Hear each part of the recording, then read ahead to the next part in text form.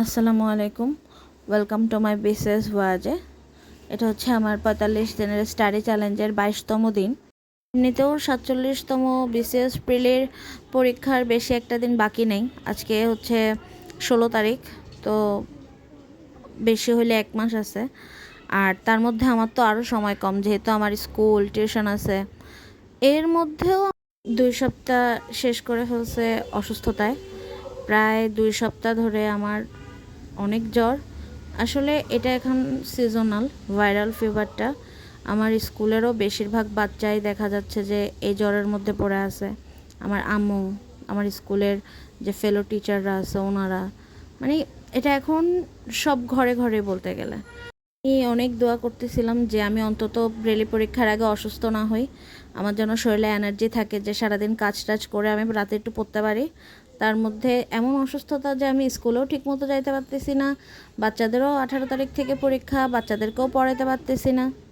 তো এই তো যতটা পারছি এতটুকু টাইমের মধ্যে আমার যতক্ষণ জ্বর ছিল তখন তো আমি বিছনা থেকে উঠতে পারিনি। প্রায় 103-104 ডিগ্রি জ্বর। যতক্ষণ ভালো লাগছে ততক্ষণ উঠে চেষ্টা করছি কিছু না কিছু পড়ার। যেহেতু অনেক অসুস্থ ছিলাম, একটা কঠিন সাবজেক্ট নিলে আমার মাথা দেখা যাবে যে মাথা কাজ করবে না, পড়তে ইচ্ছা করবে না। তাই আমি এই কয়দিন বেসিক ভিউ থেকে মোরালিটিটা ফুল পড়ে ফেলছি, আর একটু পড়ছিলাম হচ্ছে বাংলাদেশি অ্যাফেয়ার। আর আজকে যেহেতু একটু সুস্থ ফিল করতেছি, তাও আমার শরীরের দুর্বলতাটা কাটে নাই। তো ঠিক করছে যে বাংলা গ্রামার পড়ে সহজ সাবজেক্ট আছে, এটা টপিকগুলো সব লিখে নিছি, মানে সবচেয়ে ইম্পর্ট্যান্ট টপিক যেগুলো: বানান শুদ্ধি, সমার্থক শব্দ, সমাস, প্রত্যয়, পদ, বাগধারা, বাক্য, তারপরে বিপরীত শব্দ, মানে যা যা আছে সব একটু লিখে নিছি। আমি সিরিয়াল বাই পড়ব। তো প্রথমেই শুরু করছি বানানো বাক্য শুদ্ধি দিয়ে। আমি এর আগে পড়লে যে টপিকগুলো পড়তাম বারবার ওগুলোই পড়তাম, তো আজকে এই টপিকটা এর আগে পড়া হয় নাই, আর এটাই হচ্ছে সবচেয়ে ইম্পর্টেন্ট টপিক বাংলা গ্রামারের জন্য, যতটুকু আমি আমার কোচিং থেকে জানতে পারছি। তো এই তো এটা দিয়ে শুরু করলাম। আমি পড়তে বসছি ঠিকই, কিন্তু দেখা যাচ্ছে যে আমার শরীর আমার সাথে নাই।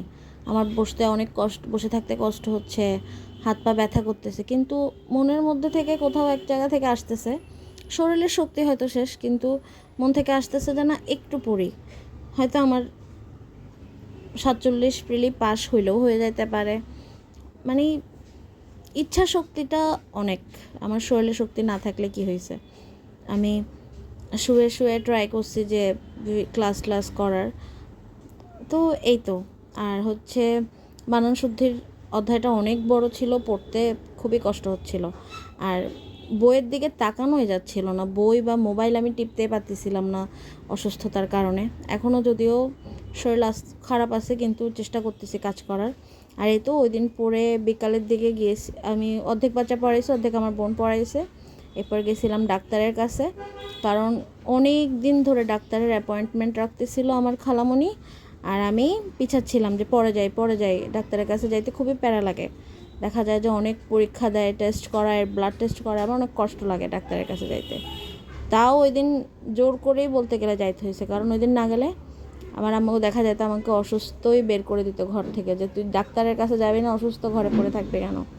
তো এই তো 2-3 দিন আমার খালামণি, আমার আম্মু আমাকে নিয়ে অনেক দৌড়াদৌড়ি করছে ডাক্তারের কাছে। আমি অনেক টেস্ট করাইছি, হরমোন টেস্ট করাইছি, ব্লাড টেস্ট করাইছি, আরও অনেক টেস্ট করাইছি।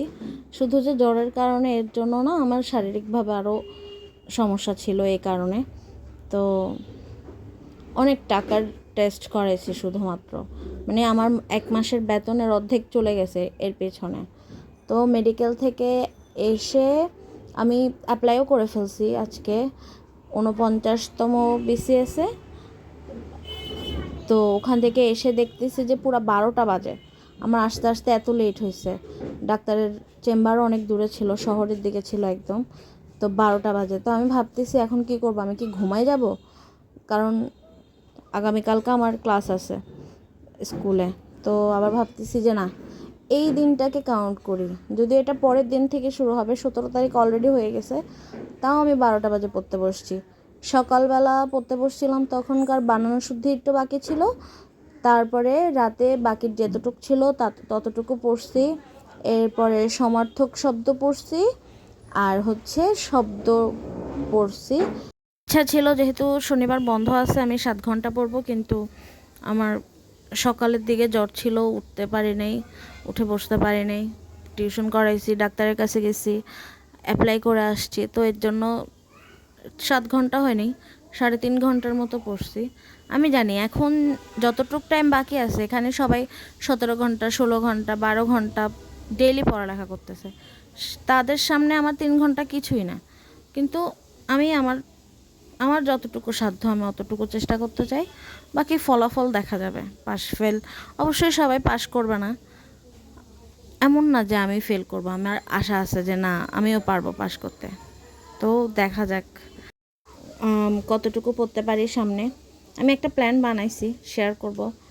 আর কিছু বইও কিনছি, আমি ভিডিওতে আজকে অ্যাড করতে পারিনি। আশা করি আগামী ভিডিওতে কি কি বই কিনছি খাদ্য অধিদপ্তরের জন্য, 49তম বিসিএসের জন্য, এটাও শেয়ার করব। তো এই তো আজকের মতো এতটুকুই। দেখা হবে কালকে আবার পড়ার টেবিলে।